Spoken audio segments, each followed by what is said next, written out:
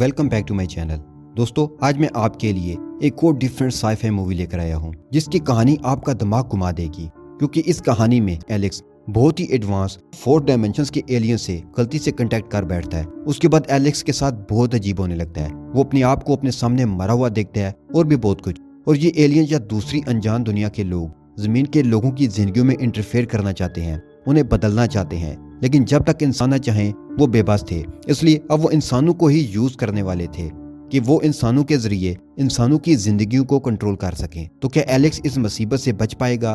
क्या इंसान एलियन से जान छुड़ा पाएंगे या एलियन इस दुनिया पर कब्जा कर लेंगे? ये सब जानने के लिए आपको इस कहानी को आखिर तक सुनना होगा। अगर आपको मेरी वीडियोस पसंद आ रही हैं तो लाइक और कमेंट करके जरूर बताएं और सब्सक्राइब वाला बटन भी दबा दें। मूवी शुरू होती है तो हम देखते हैं कि कुछ साइंटिस्ट को एक अजीब व गरीब एलियन डिवाइस मिलता है जो कि किसी दूसरी डायमेंशन से है।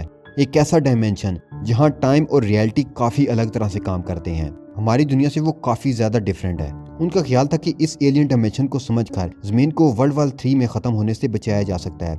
जहां हम एलेक्स को देखते हैं, एलेक्स अपने घर आता है, मगर घर पहुंचकर उसे पता चलता है कि उसका एक और वर्जन होता है जो जमीन पर मरा पड़ा होता है और उसके साथ एक पैकेट पड़ा था। एलेक्स ये देखकर घबरा जाता है और पैकेट खोलता है। उसके अंदर से एक यूएसबी ड्राइव निकलती है। एलेक्स जल्दी से उसे अपने कंप्यूटर पर लगाकर देखना शुरू कर देता है। यूएसबी में उसको अपनी ही एक वीडियो नजर आती है जिसमें शायद उसका फ्यूचर वर्जन था, जो उसे बता रहा था कि वक्त और रियलिटी वैसी नहीं है जैसा अब तक हम इंसान मानते आए हैं और हम इंसान अभी तक यूनिवर्स को ही समझ नहीं सके।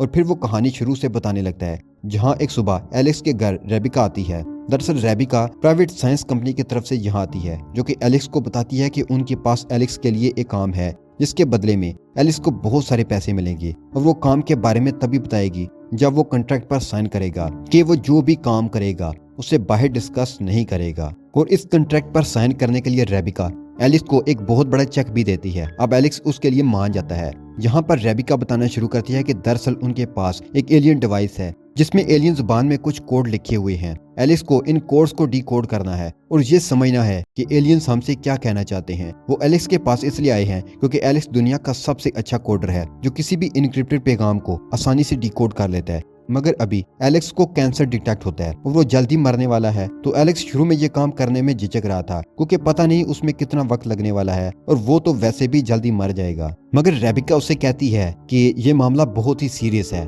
जमीन के ऑर्बिट में उन्हें एक एलियन सैटेलाइट मिला है जिसमें जमीन पर कुछ इनक्रिप्टेड मैसेजेस भेजे गए हैं। तुम्हें जल्दी से उन मैसेजेस को डिकोड करना होगा कि एलियन उन तक कौन सा मैसेज भेज रहे हैं। और इसके लिए वो एलेक्स को प्राइवेट लैब भी दे देंगे जिसमें एलेक्स आराम से काम कर सकता है। मगर वो लैब हाईली सीक्रेट है, तो एलेक्स को यहाँ बेहोश करके उस लैब तक ले जाया जाएगा और फिर वो उसे वहाँ से काम पूरा होने के बाद घर वापस छोड़ देंगे। अब एलेक्स इतने सारे पैसों को देखकर हाँ कह देता है क्योंकि कई महीनों से उसके हालात खराब चल रहे थे। एलेक्स अपना सारा सामान पैक करता है। कुछ देर बाद कंपनी का एक एम्प्लॉय आकर एलेक्स को इंजेक्शन से बेहोश कर देता है। एलेक्स की कई घंटों बाद आंख खुलती है। वो खुद को कंपनी की फैसिलिटी में पाता है। रेबिका एलेक्स को उसकी लैब दिखाती है और लैब के अंदर वही एलियन सैटेलाइट रखा होता है जो उन्हें स्पेस से मिला था और उसके सारे मैसेजेस को डिकोड करना था। वो पहली बार किसी एलियन डिवाइस को देख रहा था। वो काफी एक्साइटेड था कि वो एलियंस की पहेली को सॉल्व करेगा और जल्द ही एलेक्स इसे डिकोड करने पर लग जाता है। वो सारे कोड्स को कंप्यूटर पर डालकर उन्हें सॉल्व करने की कोशिश कर रहा था।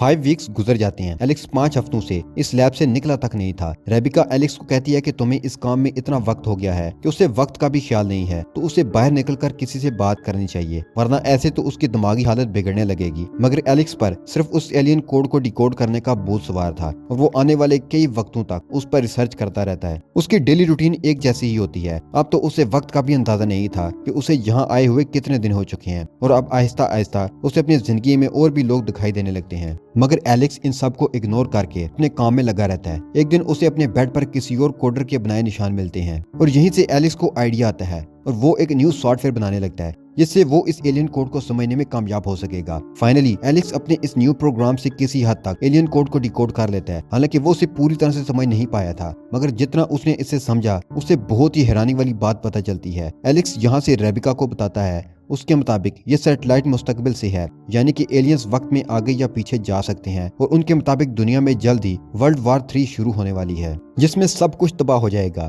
तो वो हमें फ्यूचर में वार्निंग दे रहे हैं कि हम इस सैटेलाइट का इस्तेमाल करके एक ऐसी मशीन बनाएं जिससे वर्ल्ड वॉर 3 को रोका जा सके। और जमीन को तबाह होने से बचाया जा सके। अब रेबिका को जो चाहिए था वो उसे मिल चुका था। वो एलेक्स से कहती है कि ठीक है, अब वो इस एडवांस सैटेलाइट से एक नई मशीन बना लेंगे और वो एलिस को उसके घर भेज रहे हैं, जिसके बाद उसे बाकी के पैसे मिल जाएंगे। यहाँ से ना चाहते हुए भी एलेक्स को फिर से बेहोश करके उसके घर पहुंचा दिया जाता है। अब एलेक्स जब अपने घर पहुंचता है तो उसकी तबीयत अचानक से खराब होने लगती है, जहाँ उसे हेलुसिनेशन होने लगती हैं। उसे अपने किचन में एक अजीब तरह का इंस्ट्रूमेंट दिखाई देता है। एलेक्स उसको देखकर बहुत हैरान होता है और उसी वक्त डोर बेल होती है। वो डोर खोलता है तो बाहर दो अजीब से लोग खड़े होते हैं जो एलेक्स से अंदर आकर कुछ सवाल पूछने को कहते हैं। ये दोनों काफी अलग बिहेव करते हैं। एलेक्स भी ये बात नोट करता है। वो दोनों एलेक्स से कहते हैं कि कहीं उसने उस एलियन कोड को सॉल्व करके कोई गलती तो नहीं कर दी है। जहाँ एलेक्स को लगता है कि शायद ये दोनों कंपनी से हैं जो कि ये देखने आए हैं कि वो उनके काम के बारे में किसी को कुछ बता तो नहीं रहा। तो एलेक्स कहता है कि मुझे याद है कि एग्रीमेंट के मुताबिक उसे बाहर किसी भी शख्स से इस प्रोजेक्ट के बारे में किसी से बात नहीं करनी है। अब एलेक्स को लगता है कि जब से ये दोनों उसके पास आए हैं उसके सर में तेज दर्द हो रहा है, तो वो उन्हें यहाँ से जाने को कहता है। अब एलेक्स सोचता है कि उसे इस एलियन कोड को नए सिरे से डिकोड करना चाहिए। वो अपने घर पर ही अपने लैपटॉप से ही बिना रेबिका को बताए कोड को फिर से डिकोड करने लगता है। ये सोच करके शायद पहली बार उससे कोई गलती तो नहीं हो गई थी, मगर अब रात होते ही कई अजीब हादसे होने लगते हैं। जहाँ उसे अक्सर कोई इंसान सूट में दिखाई देता है जो बार बार रियलिटी से हट रहा था और उसका चेहरा भी साफ नहीं था। एलेक्स यहाँ समझ नहीं पा रहा था कि अचानक उस लैब से आने के बाद उसके साथ ये सब क्या हो रहा है। सुबह होते ही रेबिका फिर से एलेक्स से मिलने आती है। एलेक्स रेबिका को सब बताता है कि उसके साथ क्या हो रहा है और कल दो अजीब आदमी उससे मिलने आए थे, क्या वो उस कंपनी से थे। रेबिका कहती है कि उसकी कंपनी से उससे मिलने कोई भी नहीं आया और एलेक्स को चूंकि कैंसर है तो उसे इस सब का वहम हो रहा है। जहाँ से एलेक्स आगे कहता है कि उसने घर आने पर भी उस एलियन सैटेलाइट के डाटा को डिकोड करने का फैसला किया है और उससे उसको पता चला कि जो एलियंस उनसे राब्ता कर रहे हैं वो 4 डायमेंशन से हैं, ऐसा डायमेंशन जहाँ वक्त अलग तरीके से काम करता है, इसलिए वो इस मैसेज को फ्यूचर से यहाँ पास्ट में भेज पाए हैं। रेबिका एलेक्स से कहती है कि तुम्हें अब उस मैसेज को और डिकोड करने की जरूरत नहीं है और उसे यहीं रुक जाना चाहिए। एलेक्स एक और वर्जन में अपनी बॉडी को दफना देता है और फिर आगे की रिकॉर्डिंग देखने लगता है जिसमें उसका फ्यूचर वर्जन बता रहा था। क्योंकि रेबिका ने प्रोजेक्ट पर आगे काम करने से रोक दिया था तो उसने खुद से आगे जाने की सोची और खुद से पहले जो उस लैब में काम करती थी उस कोडर का एड्रेस निकालकर उससे मिलने पहुंचा। उस लड़की का नाम बेथ था। जहां एलेक्स उसे सब बताता है कि मैंने तुम्हारे बेड पर से निशानात देखे थे और वहां से आने के बाद उसे अजीब तरह के वहम हो रहे हैं। क्या उसके साथ भी यही हुआ है? पर बेथ तो उससे बात करने को भी तैयार नहीं थी। उसने भी कंपनी से कॉन्ट्रैक्ट किया था कि वो प्रोजेक्ट के बारे में किसी से भी बात नहीं करेगी। मगर एलेक्स बाहर से ही कहने लगता है कि उसे पहले ही कैंसर है तो वो तो जल्द ही मरने वाला है। मगर उसे लगता है कि एलियन कोड में और भी कुछ था जो कि वो समझ नहीं पाया और उस पर कंपनी वाले ध्यान भी नहीं दे रहे और उसे लगता है कि वो काफी खतरनाक भी है, हमारी दुनिया खत्म हो सकती है। अब ये सुनते ही बेथ भी कहती है कि वो भी बीमार है, वो भी ज्यादा से ज्यादा बस 2 महीने ही जिंदा रह पाएगी और वो इस एलियन सैटेलाइट और एलियन कोड के बारे में डिस्कस करने लगते हैं। बेथ कहती है कि जब वो उस प्रोजेक्ट के लिए लैब में पहुंची और वहां काम करते हुए कभी वक्त का अंदाजा नहीं हुआ और वो सिर्फ अपने काम में ही खोई रहती थी, जिसके बाद से वो बीमार होती चलेगी। एलेक्स भी बताता है कि लैब से आने के बाद उसे अजीब अजीब से लोग दिखाई देने लगे हैं। बेथ की हालत बिगड़ने लगती है तो एलेक्स उसे सुला देता है। एलेक्स नीचे आता है और उसे लगता है कि वो बेथ के पास्ट के वाकयात को देख पा रहा है। सुबह होते ही एलेक्स अपने घर वापस आता है जहाँ रेबिका पहले ही उसके घर के बाहर खड़ी और कहती है कि उनकी कंपनी अब सख्ती से ये चाहती है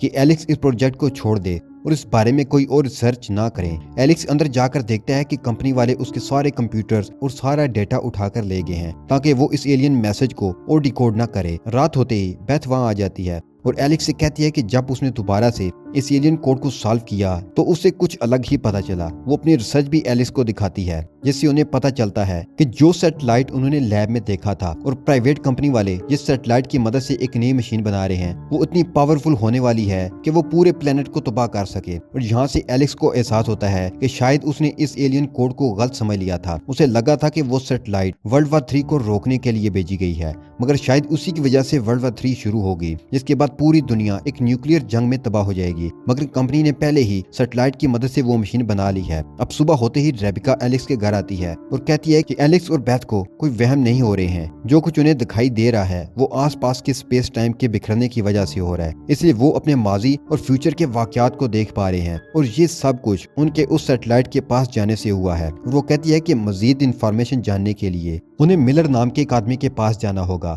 मगर उसे लग रहा है कि कंपनी वाले उसका पीछा कर रहे हैं, तो उन्हें किसी तरह छुपकर वहां जाना होगा। वो दोनों रेबिका से एड्रेस लेकर वहां से निकल जाते हैं। फिर रेबिका को कंपनी के राज खोलने पर कंपनी के बॉडीगार्ड आकर जान से मार देते हैं। एलेक्स और बेथ आखिरकार मिलर के पास पहुंच जाते हैं, जहां से मिलर उन्हें बताता है कि वो पहला साइंटिस्ट था जिससे कंपनी ने इस सैटेलाइट की जांच के लिए अपॉइंट किया था, जहां से उसने पता लगाया कि एलियंस जानबूझकर वर्ल्ड वार 3 शुरू करना चाहते हैं, इसलिए वो खतरनाक हथियार भेज रहे हैं। ये एलियंस हमारी डायमेंशन से नहीं है, इसलिए हमारा दिमाग उनकी बनावट यानी वो कैसे दिखते हैं, उनकी बॉडी कैसी है, उसे समझ ही नहीं पा रहा। और जो हम देख पाते हैं यानी हमारा दिमाग उन्हें इंसानों जैसा दिखाने की कोशिश करता है। एलिस को समझ आती है कि उस दिन अजीब से दिखने वाले आदमी एलियंस ही थे, इसलिए उनके पास आते ही सर में दर्द होने लगा था, क्योंकि एलेक्स का दिमाग दूसरे डायमेंशन के मखलूक को समझ ही नहीं पा रहा था। अब मिलर कहता है कि उन्हें जमीन को बचाने के लिए उस मशीन को पूरी तरह से बर्बाद करना होगा, जो कि उसी कंपनी की लैब में है, और उसके पास लैब में जाने का एक नक्शा भी है। और अब वो दोनों कुछ बम्स लेकर लैब में जाने लगते हैं ताकि वो उस मशीन को उड़ा सकें। एलेक्स उस मशीन को उड़ाने के लिए जाता है और बेथ भी। मशीन के मुकम्मल होते ही वक्त पूरी तरह उलट चुका था।